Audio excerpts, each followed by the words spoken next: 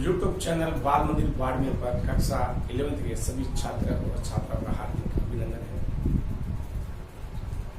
प्रश्नावली एक समुच्चय, प्रश्न नंबर पहला, प्रश्नावली 1.1, प्रश्नावली 1.1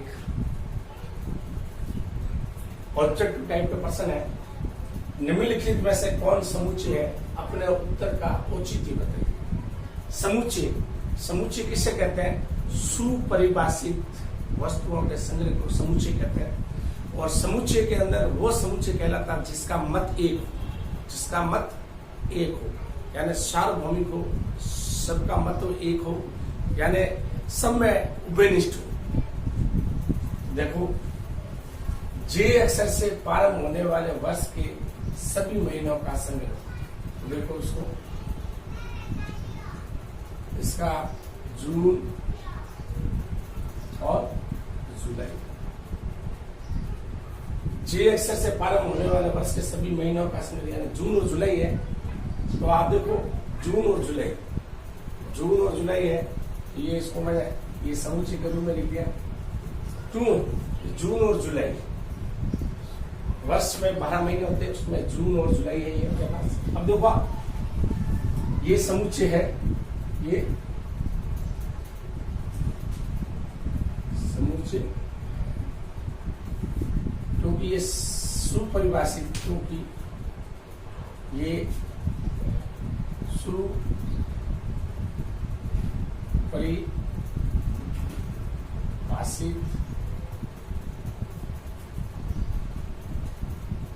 वस्तुओं का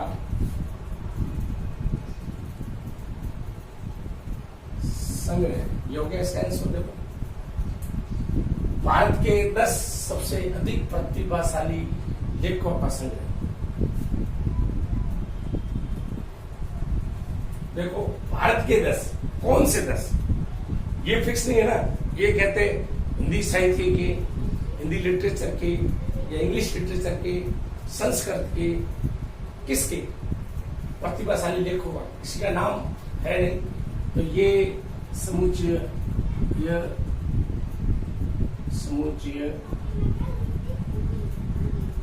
नहीं है, क्योंकि ये सुपरिभाषित वस्तुओं का संग्रह नहीं है। यह सुपरिभाषित वस्तुओं का संग्रह नहीं है। आपकी कक्षा के सभी बालकों का संग्रह, आपकी कक्षा के सभी बालकों का संग्रह, जैसे कक्षा 10 के, जैसे मैं कक्षा 10 का क्लास टीचर हूं, सभी बालकों का संग्रह संभव है, एक मत है। यह समुच्चय है, यह समुच्चय है, क्योंकि ये सुपरिभाषित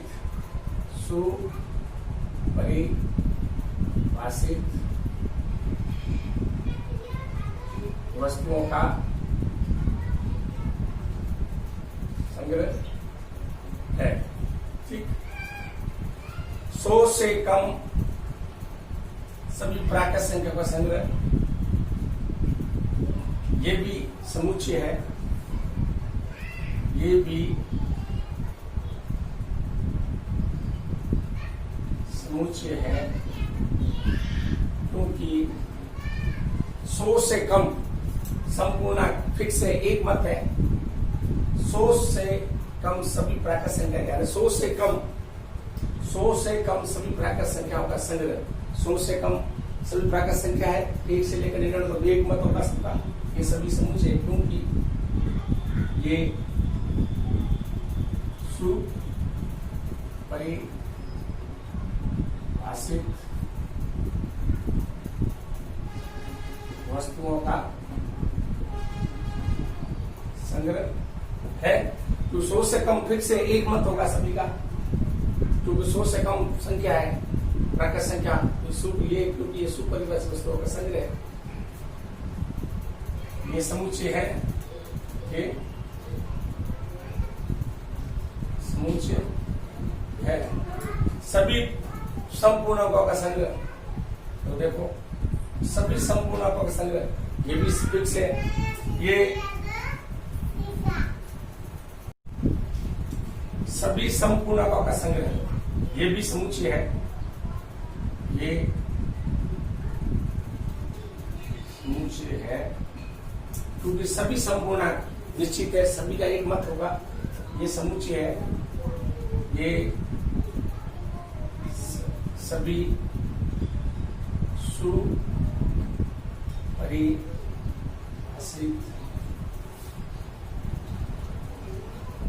वस्तुओं का संग्रह। ये समुच्चय है क्योंकि सुपरिभाषित वस्तुओं का संग्रह है। संपूर्णांक संख्या निश्चित है, सभी का एक मत होगा। वापस ये आपके ऑब्जेक्टिव टाइप का प्रश्न है, वैसे इसको कराते नहीं कराते तो भी चल सकता, फिर भी आपको नया नॉलेज है। जे अक्षर से प्रारंभ होने वाले वर्ष के सभी महीनों का संग्रह, यानी जून और जुलाई। समुच्चय तो दिख रहा है, लेकिन ये समुच्चय है क्योंकि ये सुपरिभाषित वस्तुओं का संग्रह फिक्स है, सभी का एक मत है। तो जून, जे से शुरू होने वाले जून और जुलाई 2 महीने। भारत के 10 अधिक प्रतिभाशाली लेखकों का संग्रह, ये समुच्चय नहीं है क्योंकि सुपरिभाषित वस्तुओं का संग्रह नहीं है। लेखक कौन से? हिंदी साहित्य के, इंग्लिश साहित्य के कौन से? वो एक मत जो निश्चित होता है, वो मत नहीं है इसमें। आपकी कक्षा के सभी बालकों का संग्रह, ये समुच्चय है क्योंकि सुपरिभाषित वस्तुओं का संग्रह, क्योंकि आपकी कक्षा कौन सी फिक्स होगी? 10वीं। जैसे मैं 10वीं पढ़ा रहा हूँ तो 10वीं कक्षा के बच्चों फिर से एक मत होगा। मैं 11th पढ़ा रहा हूँ, 11th कक्षा एकदम एक मत है, 11th क्लास के बच्चे। इसलिए ये वस्तु, ये समुच्चय है क्योंकि सुपरिभाषित वस्तुओं का संग्रह। 100 से कम सभी प्राकृत संख्या का संग्रह, ये भी समुच्चय है क्योंकि सुपरिभाषित वस्तुओं का संग्रह की 100 से कम प्राकृत संख्या फिक्स है, 1 से लेकर 99 तक है। सभी संपूर्णांकों का संग्रह, ये समुच्चय है क्योंकि ये सभी सुपरिभाषित वस्तुओं का संग्रह है, तो ये भी फिक्स है, सभी संपूर्णांक संख्या।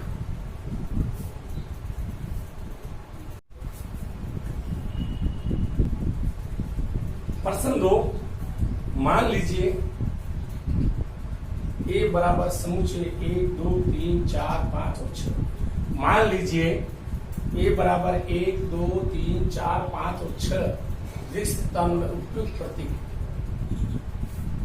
बिलोंग टू और बिलोंग नॉट टू, दोनों में से कोई एक भरिए। यानी ये ऑब्जेक्टिव टाइप का प्रश्न है।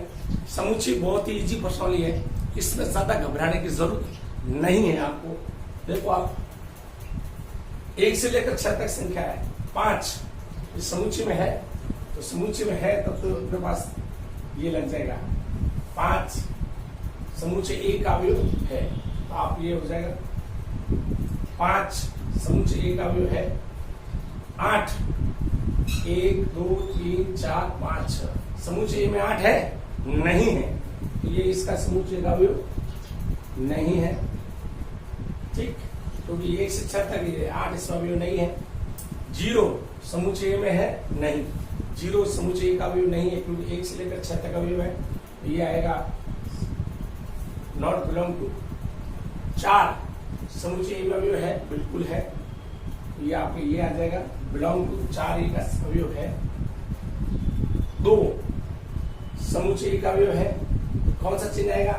समुच्चय 2 एक अवयव है, ये लो। 10 समुच्चय में है क्या? 1, 2, 3, 4, 5 नहीं, 10 नहीं है, तो समुच्चय एक का अवयव है क्या? नहीं है, तो ये समुच्चय का अवयव नहीं है।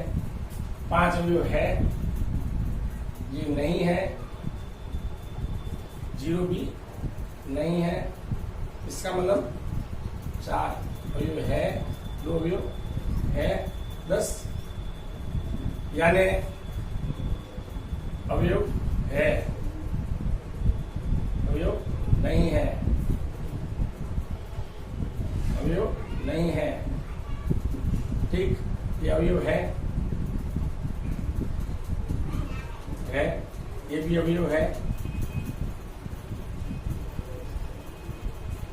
अवयव है, और ये अवयव नहीं है।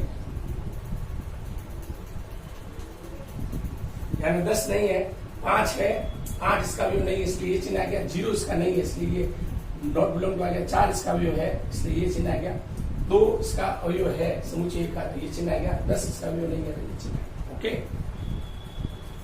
प्रश्न नंबर 3, निम्नलिखित समुच्चयों का रोस्टर रूप में लिखिए। निम्नलिखित समुच्चयों को रोस्टर रूप में लिखिए। देखो ए समुच्चय दिया x कोलन x एक पूर्णांक है -3 से x बड़ा, -3 से x बड़ा और x से 7 बड़ा है। देखो आप इसका हल, ये समुच्चय दिया आपको, देखो x कोलन x एक पूर्णांक है -3 से x बड़ा और x से 7 बड़ा। ठीक, तो देखो ये समुच्चय आ जाएगा रोस्टर रूप, मंझले कोष्ठक के अंदर लिखो, -3 से छोटा यानी -3 से तो x क्या है बड़ा और x से 7 बड़ा यानी 7 से छोटा और 3 से बड़ा होना चाहिए। तो 3 से बड़ा हो गया -2 -1 0 1 2 3 4 5 और 6। -3 से x बड़ा है तो इसका मतलब -3 से x बड़ा तो -2 -1 0 1 2 3 4 5 6 और x से 7 बड़ा यानी 7 से छोटी संख्या, तो यह लिखा है एक पूर्णांक है। ठीक है, यह आ गया आपकी रोस्टर रूप। सेकंड नंबर सवाल बी, समुच्चय x कोलन x संख्या 6 से कम एक प्राकृत संख्या है, तो इसका भी हल देखो। x कोलन x संख्या 6 से कम एक प्राकृत संख्या है। देखो आप प्राकृत संख्या है तो देखो आप इसका रोस्टर रूप यानी समुच्चय को मंजिलों क्वेश्चन लिखेंगे 6 से कम यानी 1 2 3 4 और ये 5, ये आपके इसका रोस्टर रूप हो गया। ये रोस्टर रूप है।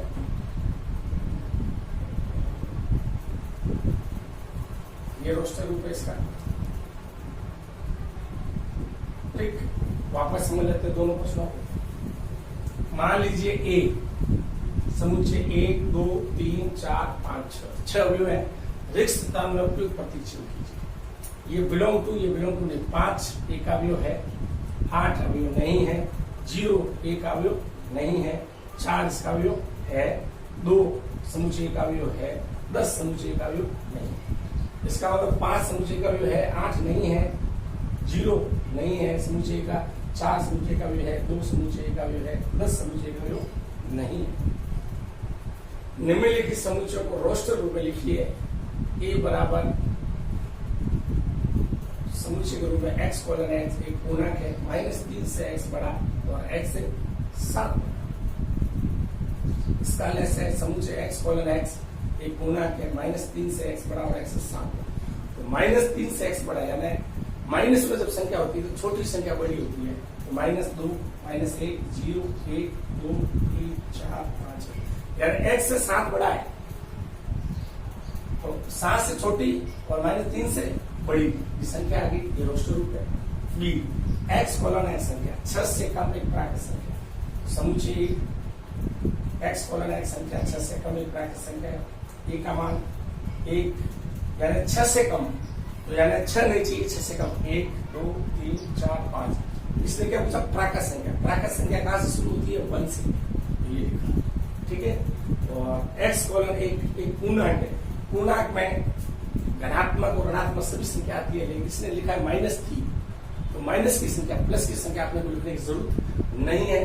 तो -3 पूर्णांक संख्या देखो प्लस माइनस दोनों होती है, तो -3 से बड़ी होती है -2 -1 0 1 2 3 4 5 6 और x से क्या 7 बड़ा है, तो 7 से छोटी संख्या।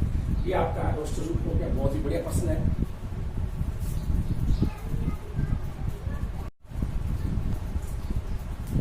प्रश्न नंबर 3 का तीसरा, समुच्चय x कोलन x 2 अंकों की ऐसी प्राकृत संख्या जिसके अंकों का योगफल 8 है। बड़ा ही अच्छा प्रश्न है। देखो अपन पहले तो रोस्टर रोस्टर रूप में बाद में लिखना है। पहले अपन 2 अंकों की ऐसी संख्या जिसके अंकों का योग लिखना 8 है, तो इसका देखो 2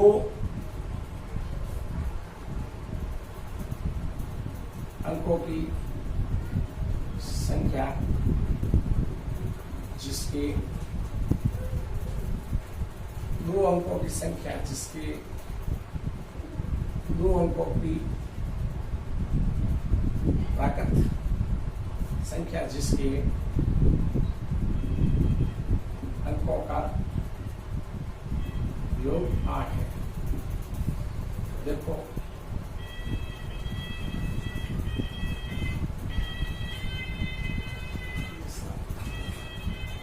ठीक, देखो इसके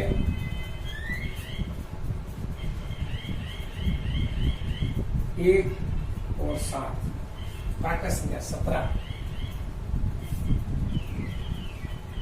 और 71 प्राकृत संख्या दोनों का योग कितना होगा 8। 26 प्राकृत संख्या जिनका योग कितना है 8। 62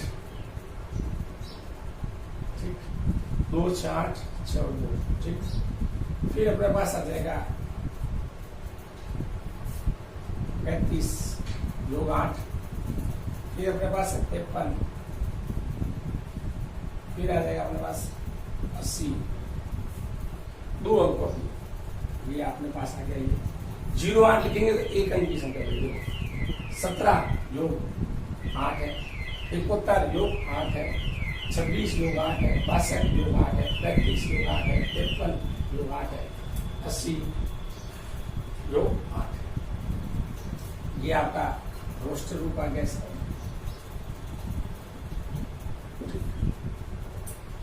तीसरे का छठा सवाल, वेक्टर शब्द के सभी अक्षरों का समुच्चय लिखिए। वेक्टर शब्द के सभी अक्षरों के समुच्चय, इसको किस रूप में लिखना है? वेक्टर शब्द के सभी अक्षरों के समुच्चय को रोस्टर रूप लिखिए। रोस्टर रूप में, रोस्टर रूप में एक ही नियम है, मतलब कोष्ठक में लिखेंगे, कोई भी अवयव रिपीट नहीं होना चाहिए। ये आपके समुच्चय, ये मतलब कोष्ठक में एक बी एक बार लिख दिया अपन ने, ई एक बार, टी और ये आर, ये हो गया आपके सभी वेक्टर एक्स के शब्द के अक्षरों का समुच्चय को रोस्टर रूप में।